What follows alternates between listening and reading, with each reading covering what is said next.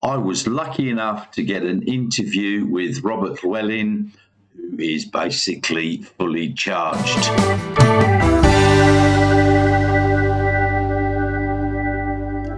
Well, I'm really lucky today. I am here with the famous Robert Llewellyn. He is probably more responsible than Elon Musk for getting EVs into the general population. You started Fully Charged back in 2010? 2010, yeah. It's grown a bit since then, hasn't it? It has changed a bit. It was a very slow start. So I do remember running into the kitchen in my house from my office to tell my wife we'd had 1 million aggregated views. That took 2 years. Really? We now average about 1 million views a week. So it's changed quite a lot. It has changed a lot. Yeah. And now you've got a big team with you. Yeah. You've got Jack on recently. Yeah. He's a good boy. He's amazing. Yeah. He's very good. Yeah, no, he's really good. Elliot in China, which is and great. so on. Yeah. It's just amazing how it's grown. I've only really been watching your channel, I'm afraid, for the last 4 years or so. Right. But that's when it's that period of time that it's really grown. I mean, that's when it's really kind of since I got an EV for the first time about 4 years ago. And you've been doing these shows. You started off with one in England. Yeah.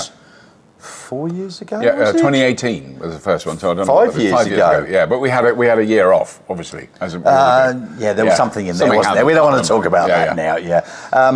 And I understand that was actually smaller than this one. It was, yeah, it was. And this is one of the largest you've had for the first time in a country. It's unbelievable how popular this has been. I mean, yesterday was way beyond all our... Today was kind of what we expected and hoped for, which is a really big crowd, but not mad. Yesterday was just mad. It doesn't appear as busy today it's not as busy yesterday. As it was yesterday. Yesterday it was, it was just I want to see that car. Oh, I can't. Yeah, yes. It was amazing, wasn't it? Yeah. I was just standing around gobsmacked with how popular it has been. Yeah. And of course, you're planning on doing another one next year, aren't you? We definitely are. Oh, without question, yes. Now, I'm from Perth. Right.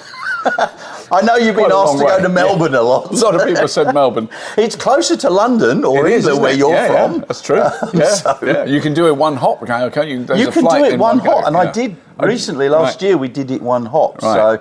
So, 16, 17 hours in an aeroplane. Right. Yeah, not so good. But, it's quicker. Yeah. No, I don't know. I mean, at the moment, the plan is to do it in Sydney for sure. But, I mean, certainly... I think we're only now held back by the size of the company, just the number of people we have. And we've kind of reached a point where we talked about it a lot, where it still feels like a tight-knit family rather than a big company that I know everyone's name, and I'm really bad at names, but I know everyone's name in the company. And it's just at that point where if we were to say, well, let's do 10, 15 shows a year and make, you go, well, you've got to hire so many more people, it becomes a much... more unwieldy thing. Yeah. And I think it feels like we've kind of reached a limit now where we can hold on to what we're doing without... Well, you do 2 a year in England. Yeah. And we're doing 3 next year. I don't think I'm meant to mention that. Am I meant to mention that yet? If you're watching now, just ignore that a little bit. I said that. We're doing 2 in England next year. Yes, two next year. So next year it's the same as here.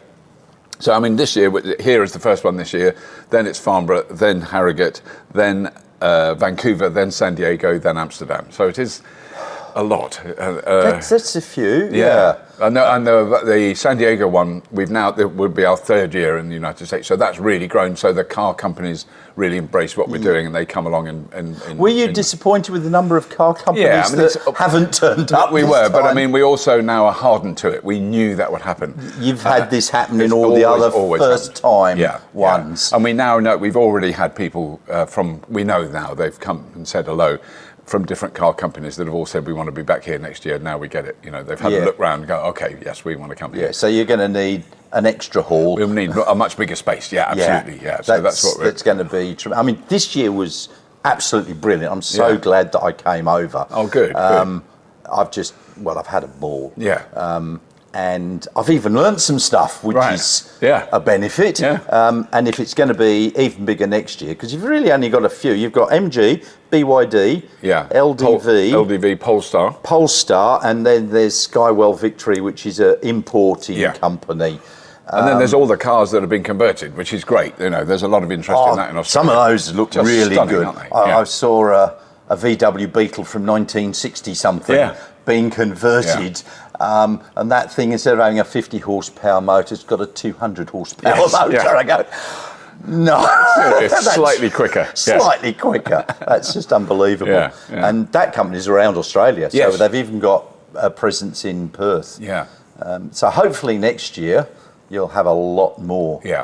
And you started off with Crichton, didn't you? That's true. Well, I think I was alive a bit before Crichton. But Crichton took over. There's no question of it. That was the first time I came across you. I mean, I think I've watched every episode of Red Dwarf. Just one of the best British comedies going. It is a remarkable. The longevity of Red Dwarf still staggers all of us because British TV. Let's think 40 Towers or Blackadder. They do 2, 3, 4 series. And that's it. And it becomes a legend. And Red Dwarf has done... Red Dwarf, we've done, I think, 15 now. And we've been... 16 or something, Or 60. Yeah, the thing is, we can't even remember, but a lot. And we've done it from 1987 to the last one we finished in 2020. So over a long period of time. It's just and it's wonderful. Great fun, and I think the truth of that is if the cast, and particularly the director, so there's 5 of us at the core of that show, that if we didn't get on, if one of them was a bit of a pain in the ass or someone was a bit of a diva, one of them's a smeghead. Anyway. Yeah, we're all smegheads. We're all smegheads. But we wouldn't. None of us would do it now. We might have put up with it a few years in the 90s, but now we actually all get on really well. It's an amazing. They're some of my closest friends, so I see them outside the shows, and it's an amazing show to be involved in. And there may be another one coming. I mean, I really don't know, but there's certainly some of the barriers that were there have disappeared in the last few days. So I don't know anymore. I've been very intrigued to find out when I get back. You've got fully charged, and then you go, what time do you have for your family? It's a difficult thing to combine the two. I mean, I take a slightly backseat role and fully charged, certainly like organising the shows takes a huge amount of time and energy, and I don't have, that's not me, I don't do that.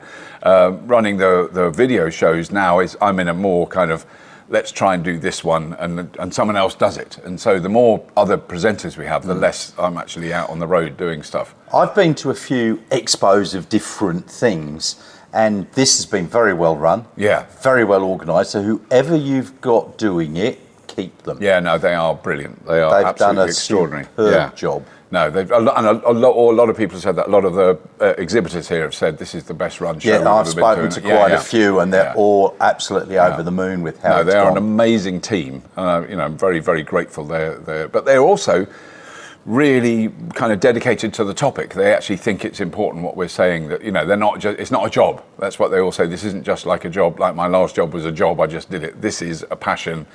We really want to communicate, and they see that feedback, and that's really important for us. The feedback we've had from the crowds here has been incredible, and that kind of you can tell your passion in some of your videos when you get a bit moody.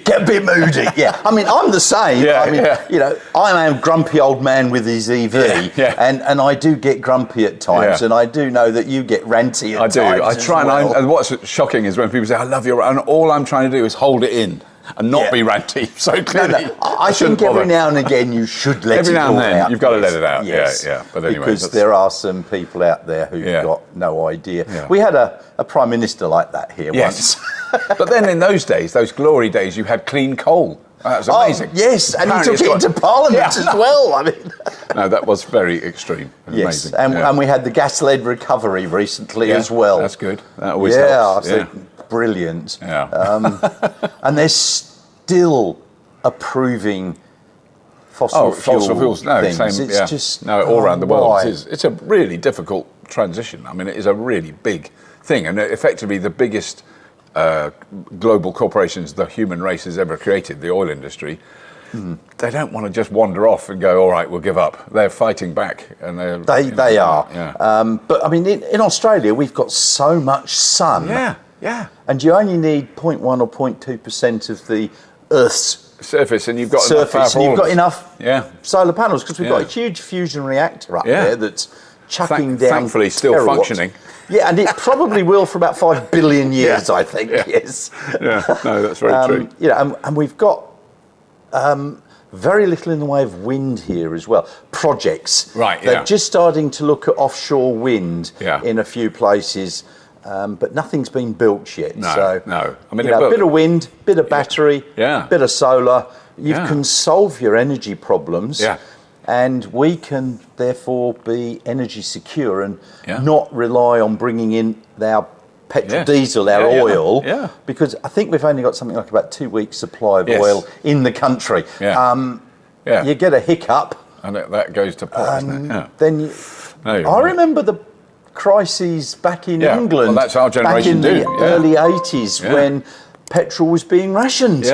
By the 70s, in the late 70s oil crisis, the oil crisis. No, I remember cycling past miles of cars outside petrol stations because they could only have a gallon each. Yes, I was in that queue. I was still on a bike then. I wasn't. But you're absolutely right. No, I mean, and I think actually, I always say that my generation was definitely affected by that, and that a lot of very experimental early electric cars came out as a result of that crisis.